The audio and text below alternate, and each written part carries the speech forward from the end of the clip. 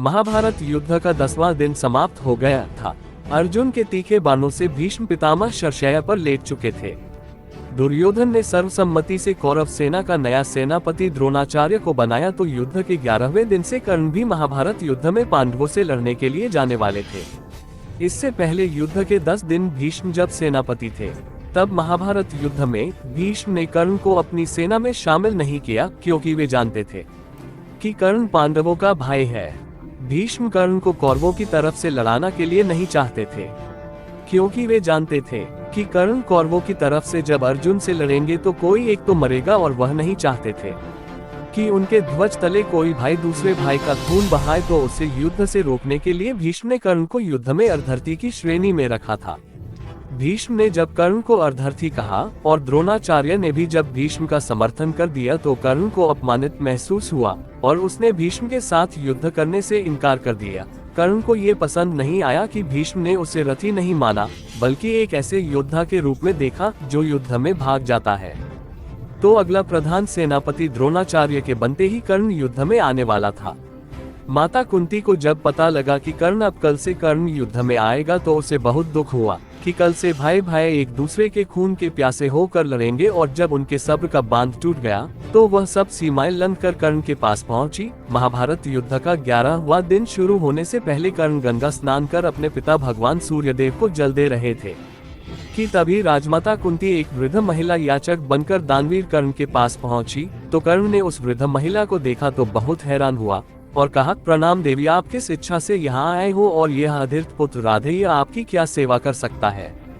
कुंती ने कहा, हे पुत्र, मैं तुमसे कुछ मांगने आई हूँ। कर्ण ने कहा, मैं जानता हूँ देवी, मेरे पास जो कोई भी आता है कुछ मांगने ही आता है, परंतु मांगने से पहले क्या मैं आपका परिचय जान सकता हूँ? क्योंकि जिस प्रकार आपने मुझसे मांगा है वो मांगने वालों की शैली नहीं है। देवी, अगर आपको मांगने में संकोच हो रहा है तो आप मत मांगिए, आप आदेश दीजिए। कुंती बोली, आदेश देने का अधिकार मुझे नहीं है पुत्र, यह अधिकार तो सिर्फ तुम्हारी माता राधा को है। कर्ण ने आश्चर्य से पूछा, क्या आप मेरी माता को जानती हैं? कुंती ने कहा, हाँ पुत्र, इस संसार में ऐसा कौन है जो तुम्हारी माता को नहीं जानता? कुंती के ऐसे शब्द सुनकर कर्ण क्रोधित स्वर में बोला, संसार की बातें छोड़ दे देवी, अपनी माता को तो स्वयं मैं भी नहीं जानता। मुझे जन्म देते ही मेरी माता ने मुझे त्याग दिया था और इस बह रही गंगा में बहा दिया था। कुंती ने कहा, हो सकता है तुम्हारी माता की कोई मजबूरी रही हो, एक माता की मजबूरी तुम नहीं समझ सकते पुत्र, और मैं तुम्हारी माता की मजबूरी को जानती हूँ। कर्ण ने आश्चर्य से पूछा, क्या आप जानती है मेरी माता की मजबूरी? इसका मतलब आप उसे जानती है? कुंती ने कहा, मैं ऐसे जानती हूँ पुत्र, क्योंकि मैं ही वह विवश माँ हूँ जिसे अपना पहला पुत्र त्यागना पड़ा था। मैं ही वह अभागन माँ हूँ जिसने लोक लाज के भय से तुम्हें गंगा में बहा दिया था, क्योंकि तुम मेरे विवाह से पूर्व जन्मे थे। कर्ण लड़खड़ाहट भरी आवाज में बोला, क्या आप मेरी माता है? कुंती बोली, हाँ पुत्र, मैं तुम्हारी माता हूँ। कर्ण क्रोध में भरकर बोला, तो फिर मुझे पुत्र ना कहिए राजमाता कुंती, मुझे पुत्र ना कहिए, मैं राधा का पुत्र राधेय हूँ और आप राजमाता कुंती है।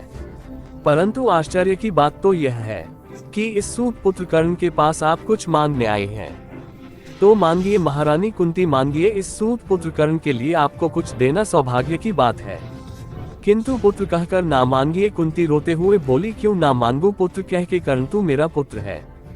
कर्ण बोला, मैं उस वक्त भी आपका पुत्र था जब आपने मुझे त्याग कर गंगा में बहा दिया था। उस वक्त आपकी ममता नहीं जागी तो आज कैसे जागी? राजमाता, मुझे ना जाने ऐसा क्यों लगता है कि आज भी आपको मेरे पास आपका कोई उद्देश्य लाया है, आपको आपका कोई स्वार्थ लाया है। कुंती रोते हुए बोली, तू तो दानवीर है पुत्र, तू इतना कठोर कैसे हो सकता है? कर्ण बोला, ये कठोरता नहीं है माता, ये तो मेरे हृदय की पीड़ा है। इस सूर्य पुत्र कर्ण को संसार सूत पुत्र कहकर अपमानित करता रहा और आप चुप बैठी देखती रही, और आज आपको अपना त्यागा हुआ पुत्र याद आ रहा है। आपको अपने इस त्यागे अभागे पुत्र से क्या चाहिए? माता कुंती बोली, ऐसा ना कहो पुत्र। कर्ण ने कहा, मैं आपका पुत्र नहीं हूँ, आपका पुत्र कहलाकर मैं उस देवी की ममता का अपमान नहीं कर सकता जिसने मुझे माता बनकर पाला है। हे राजमाता, आप यहाँ मेरी माँ बनकर नहीं आई है, आप अर्जुन की ढाल बनकर आए हैं। आपको डर है कि कहीं महाभारत की रणभूमि में अर्जुन मेरे हाथों मारा ना जाए। आप यहाँ मुझे अपने पुत्र होने का सम्मान देने नहीं आए हैं। आपका डर आपको यहाँ मेरे पास लाया है। आप मुझसे अर्जुन का जीवन दान मांगने आए हैं। इसलिए हे माता ममता के इस मुखौटे को उतारिए और जो मांगना है मांगिए। क्या आप नहीं थी उस रंगशाला की प्रतियोगिता में? क्या मेरे कवच और कुंडल देखकर आपने मुझे पहचान नहीं लिया था? और यदि पहचान लिया था तो क्यों नहीं टोका उस भीम और अर्जुन को जो मुझे सूत पुत्र कहकर अपमानित कर रहे थे?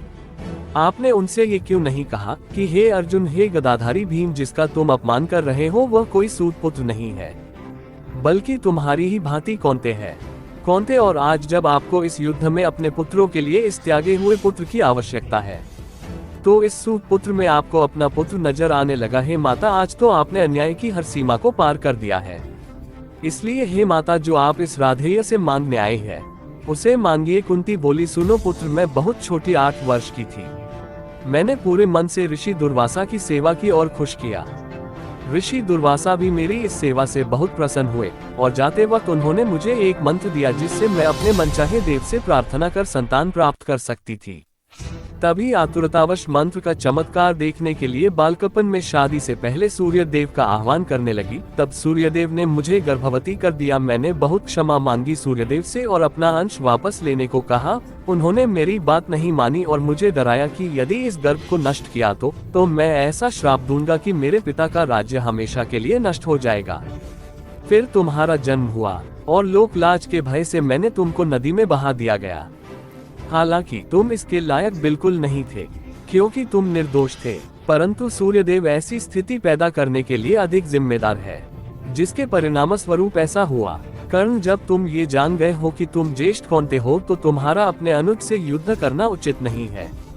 महाभारत के इस युद्ध में अपने अनुजों का साथ दो पुत्र, इसलिए पुत्र मैं तुम्हें लेने आए हूँ।